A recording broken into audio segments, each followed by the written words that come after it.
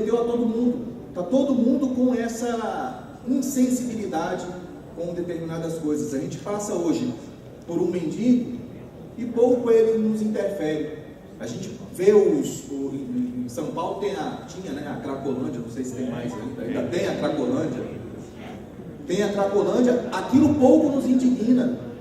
Foi nos acostumando. As violências acontecem no dia a dia no seio social e pouco nos indigna. E antigamente, tais acontecimentos, a sociedade se mobilizava através do seu principal ator social, que é o movimento social, que é, por sua vez, o movimento sindical, que tem uma base organizada, sólida, tem recursos, tem dinheiro, tem visão política para poder fazer esse enfrentamento com o capital e valorizar o ser humano e a sociedade no seu primeiro momento.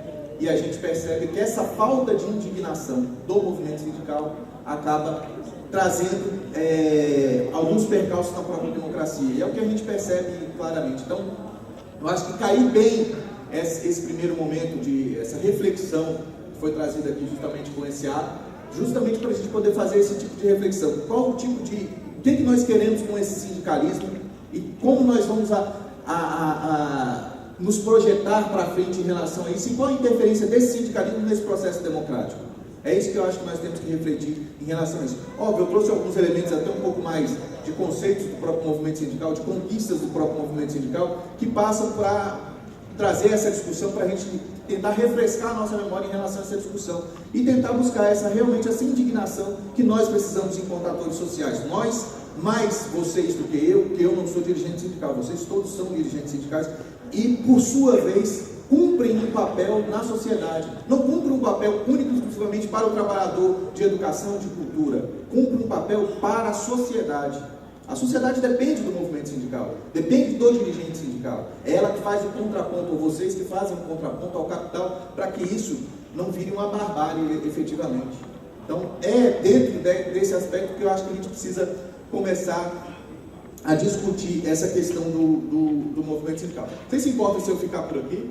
Dá para ver? Não tem problema não. Bom, então, vamos lá. Eu queria só trazer essa reflexão, porque eu acho que isso, não sei se acontece com vocês, mas pelo menos acontece comigo, e eu já percebi que é um equívoco meu, e acredito que deve ser um equívoco da própria sociedade. Ou seja, nós vemos hoje, nós passamos, recentemente eu tive um caso em Brasília, eu vou só relatar aqui, só para a gente vencer isso e passar. Um rapaz passou mal na faixa. Em Brasília todo mundo para na faixa. Virou cultura isso lá em Brasília, muito bom, inclusive. Em Brasília todo mundo para na faixa. E eu passando de moto, um rapaz foi atravessar e eu parei a moto. Ele estava mancando, enfim, estava debilitado, e parou na faixa e caiu. Aí eu parei minha moto, desci, fui ajudar ele. No que eu fui ajudar, tinha gente atrás, era buzinando. Quando tirou, eu consegui retirar ele, porque ele era diabético e deu uma hipoglicemia, não sei como é que é o nome, e aí ele ficou fraco ali e não conseguiu concluir a travessia da faixa e caiu na própria faixa. Então, e não era nada demais, enfim, depois ele se restabeleceu rápido. Mas aí eu fui ajudá-lo. Já tinha gente buzinando com raiva. Quando foi o fato de rapidamente retirar ele, os carros começaram a passar, ninguém parou para perguntar, precisa de ajuda? Então, isso aí mostra, ou seja, a falta de indignação dessa sociedade diante de uma coisa relativamente simples. Isso passa por mim, passa por vocês, tenho certeza. A gente passa, às vezes, por determinadas situações. Você vê, às vezes, um mendigo na rua, você vê um vendedor num sinal, e você não dá a devida atenção ou reflete sobre aquele momento. E essa falta de reflexão, essa falta, eu estou insistindo em indignação, porque eu acho que essa que tem que ser a palavra, essa falta de indignação da sociedade em relação a esses problemas que nós enfrentamos, eu acho que é um dos casos que a gente tem que avaliar em relação à nossa democracia, o nosso posicionamento enquanto dirigente sindical, no caso de vocês enquanto dirigentes sindicais, dentro desse processo.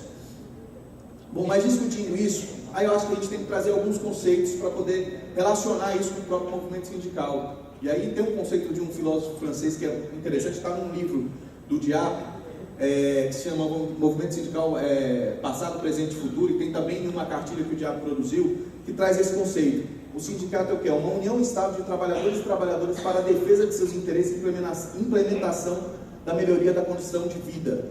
Então, você vê, a união estável já diz que é uma coisa duradoura.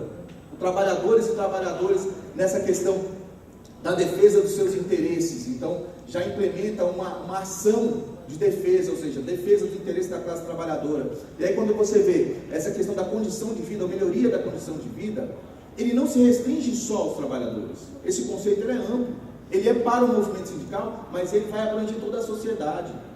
Porque o movimento sindical que faz esse contraponto, é ele que é o principal ator social dentro do processo entre a ferramenta de capital e trabalho, ou entre o capital e o trabalho, para poder fazer com que a sociedade se desenvolva de uma forma um pouco mais harmônica. E ele é o principal tripé, e lá na frente a gente vai ver um dos principais, ou o principal tripé da democracia. Sem os sindicatos, em especial os trabalhadores, mas temos os sindicatos patronais, mas sem o sindicato efetivamente, nós estaríamos de que forma?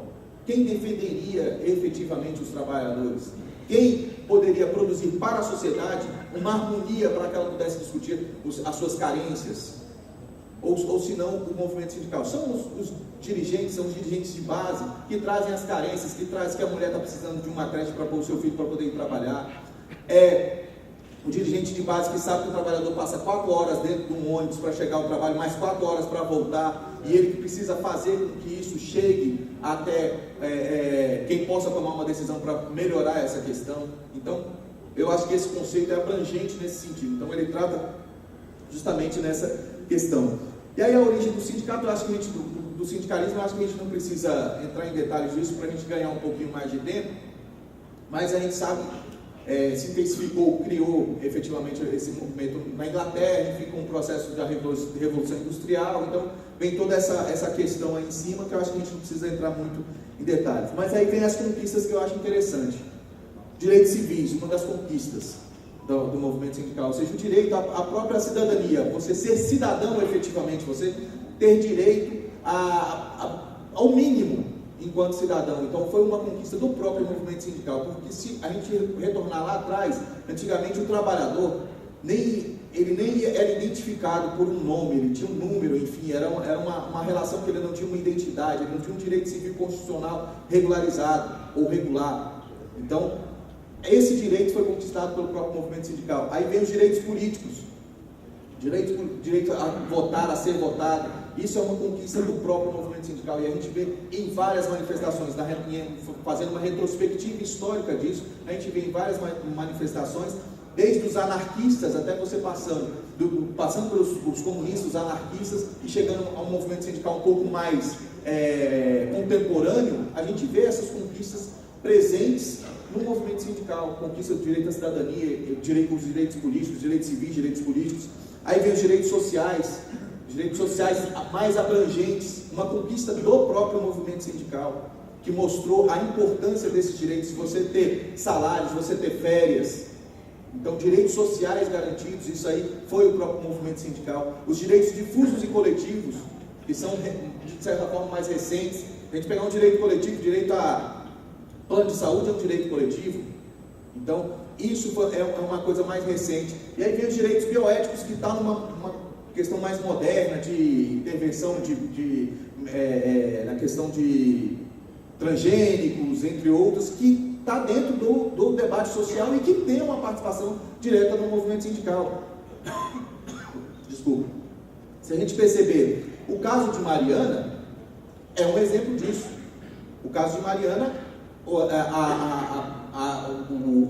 desastre atingiu a sociedade como um todo, e o movimento sindical se fez presente na hora de discutir e também de antecipar o acidente, porém não foi ouvido, mas se antecipou. Por exemplo, nós temos um companheiro nosso da CNTI, que é a Confederação Nacional dos Trabalhadores da Indústria, o Oswaldo conhece muito bem, o Calixto, que é o presidente, e tem o Reginaldo, que é da Nova Central, o Oswaldo também conhece muito bem.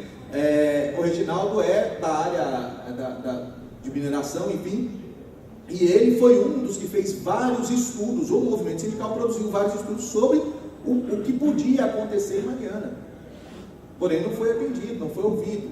Mas então, essa discussão de direitos bioéticos, ou seja, essa discussão um pouco mais moderna, está no seio sindical, sim. Então, veja que são conquistas do movimento sindical e dentro de um processo democrático. Então, a importância desse movimento sindical nesse processo. E aí vem as fontes de direito onde a gente tem interferência direta.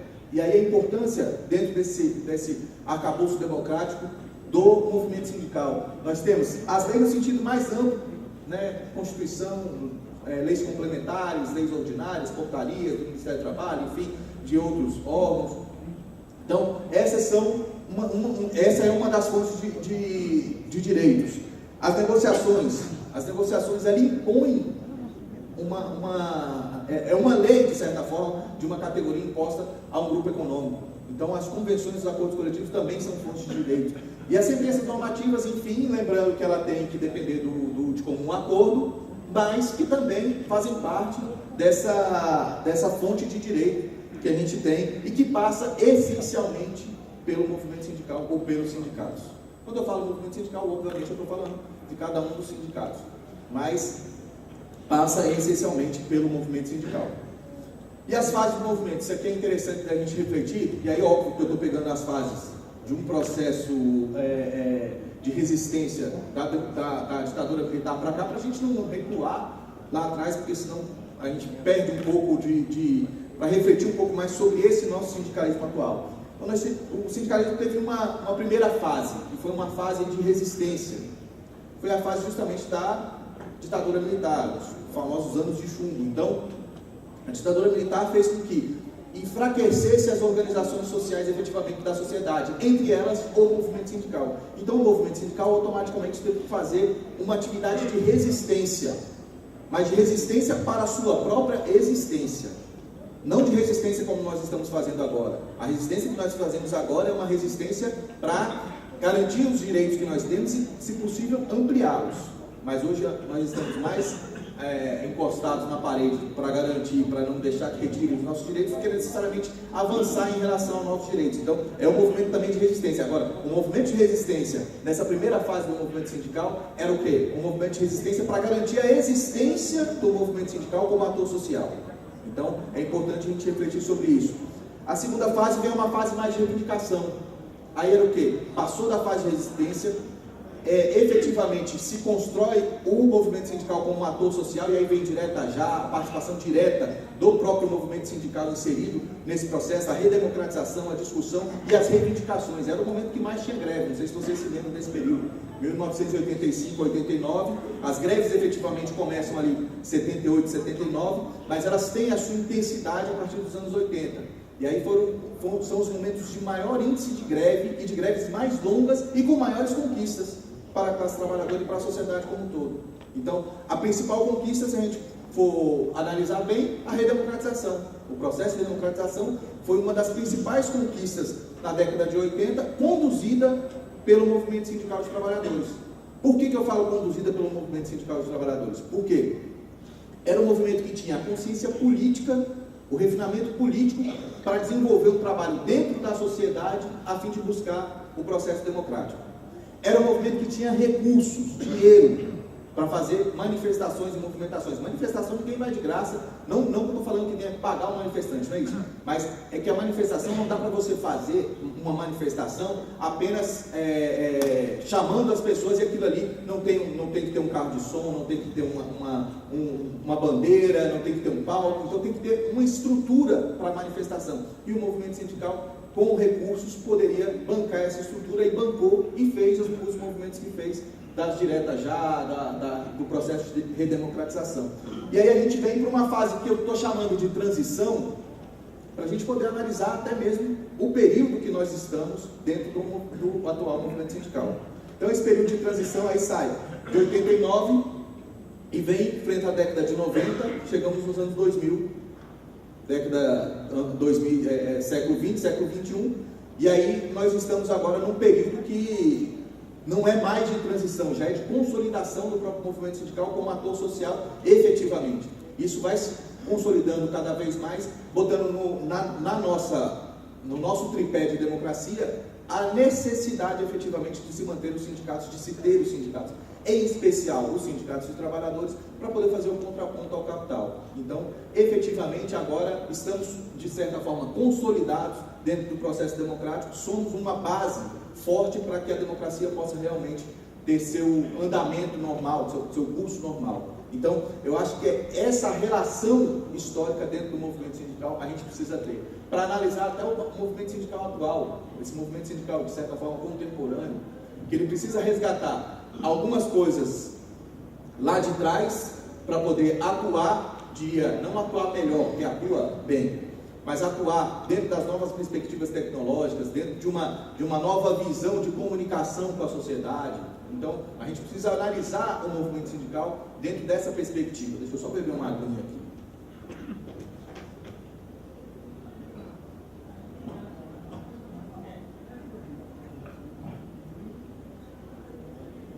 Então, essas são as fases. Dentro dessas fases do próprio movimento sindical, eu acho que a gente passa por algumas fases políticas interessantes.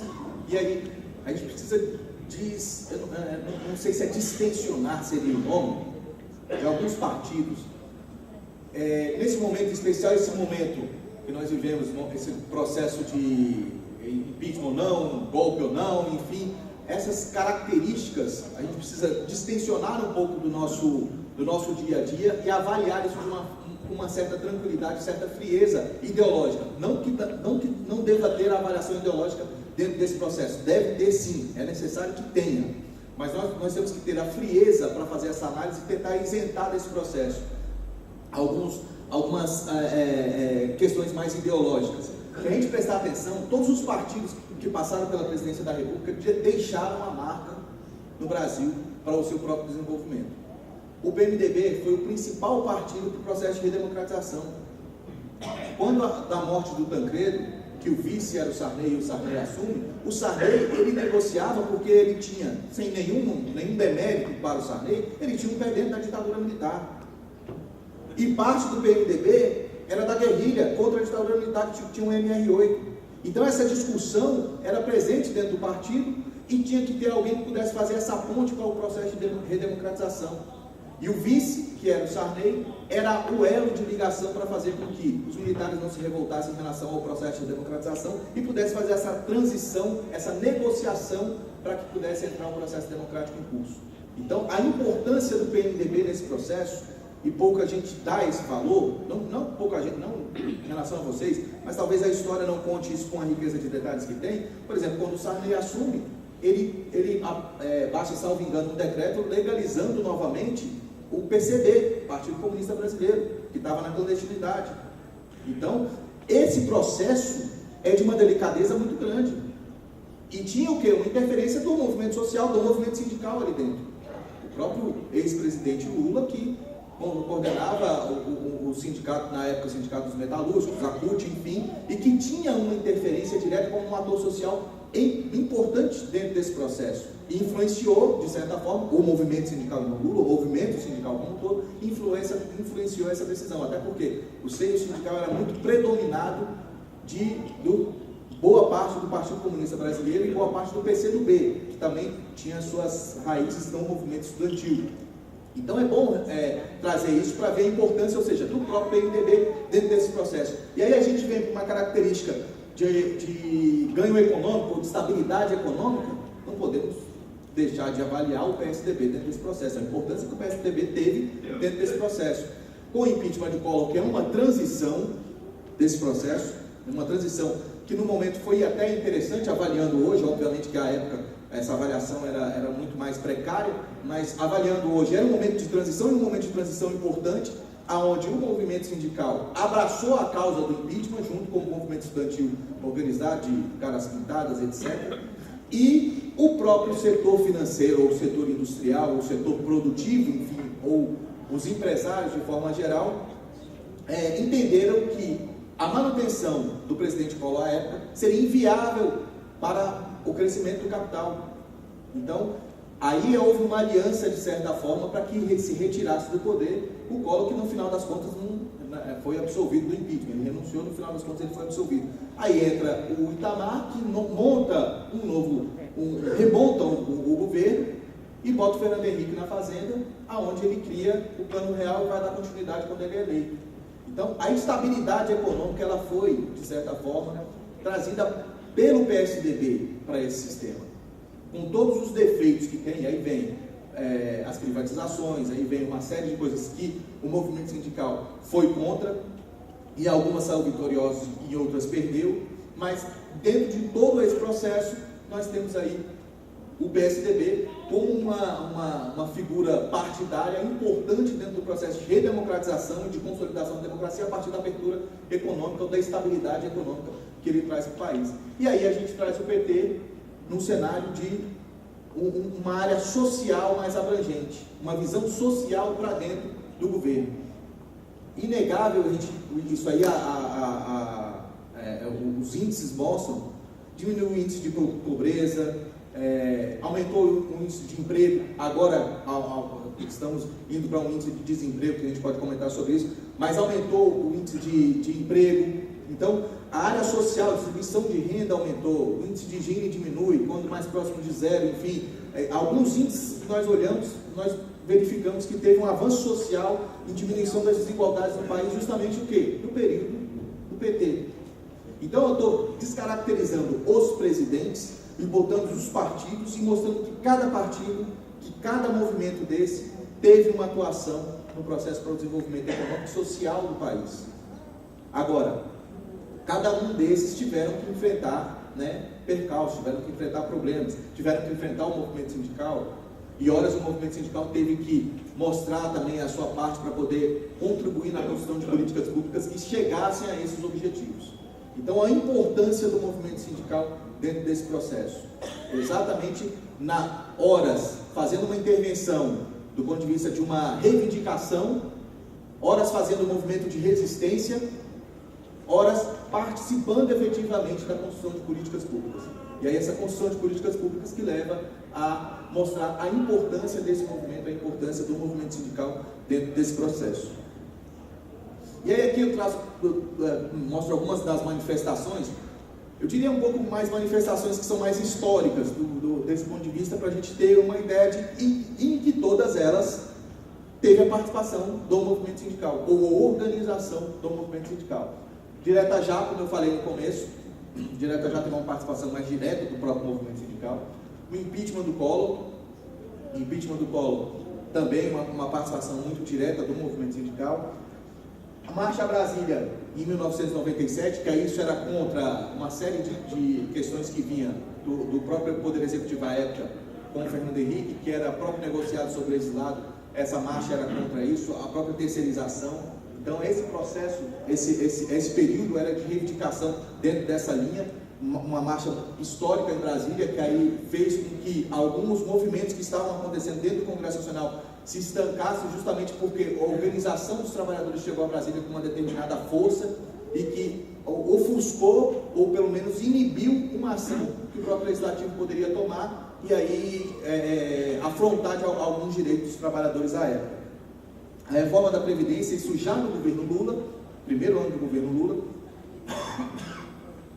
Nesse primeiro ano do governo Lula, ele fez essa reforma da Previdência mais para acenar para o capital que ele não seria aquele Lula radical de 89, seria um Lula paz e amor aliado ao capital, e não aliado ao capital para destruir o movimento de trabalhadores, não é isso, mas numa aliança com o capital para poder construir algo diferente dentro desse processo. Lembrando que o PT não é um partido único e exclusivamente de esquerda, é um partido social-democrata. E a social-democracia, ela prega o quê? A não ruptura.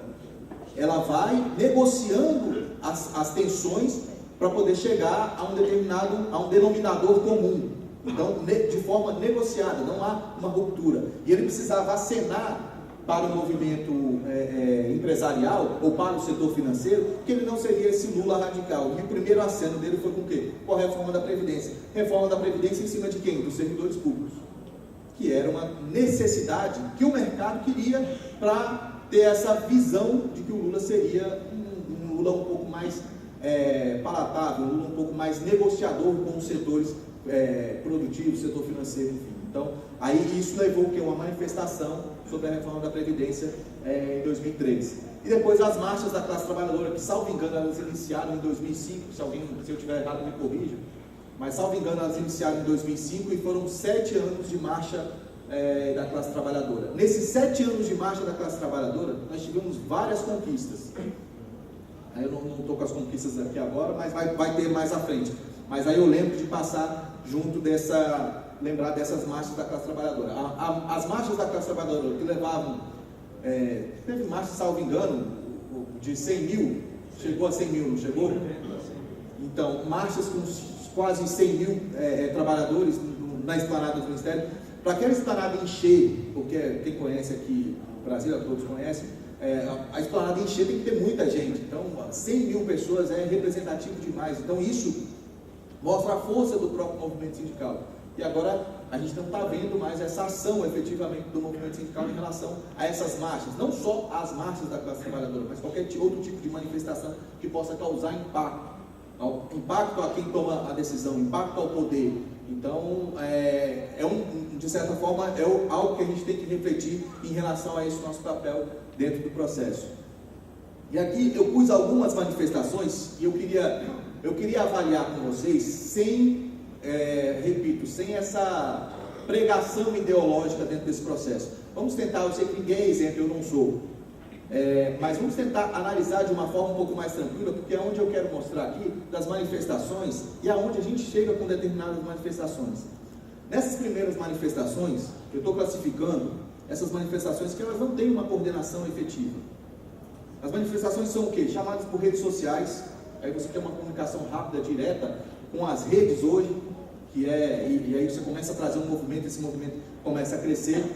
Colocou a política em xeque, porque não aceitava políticos presentes nas manifestações. Estou falando das manifestações, vou usar a expressão, mas infelizmente é para relacionar, para ter a figura. Mas as manifestações pró-impeachment, ou seja, aquelas manifestações que queriam impeachment. A organização dessas manifestações foi basicamente dessa forma. Ou seja, uma comunicação por rede social e tirava a parte política, ou seja, os políticos, as entidades políticas do processo, então botou a política em xeque, não tinha uma liderança efetiva para falar qual era a pauta, então uma ausência de lideranças dentro desse processo, uma pauta ampla, saúde, educação, segurança, transporte, isso tudo que o movimento sindical tem como pauta, e a representação efetivamente comprometida, então bota em xeque a própria democracia. Se nós vivemos numa democracia representativa, nós elegemos, nós escolhemos determinados cidadãos para que nos representem, por mais precária que possa ser essa representação, você não pode ignorá-la, porque você está ignorando a democracia. Esse é o processo. Então, a minha crítica em relação a esse grupo dessas manifestações.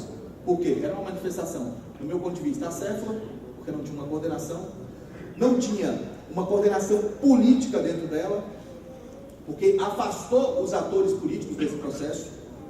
Ou seja, você não podia participar, o movimento sindical não podia participar. Chegava com uma bandeira de uma central ou de um sindicato, era expulso da manifestação. Se chegasse um político de direita ou de esquerda, também era expulso da manifestação. Então, isso colocou, de certa forma, não só o processo democrático, mas o próprio desenvolvimento dessas manifestações em xeque. Ou seja, não tinha uma referência efetivamente. Já as demais manifestações, as outras manifestações, vou classificar manifestações dos trabalhadores, porque tinham uma característica de algumas centrais que participavam, mas fiquem à vontade para não entendê-las como manifestações dos trabalhadores, mas é só para a gente fazer um contraponto dentro dessas manifestações. A organização, a convocação dela nas organizações sociais, era no MST, era no sindicato, era na associação de bairro.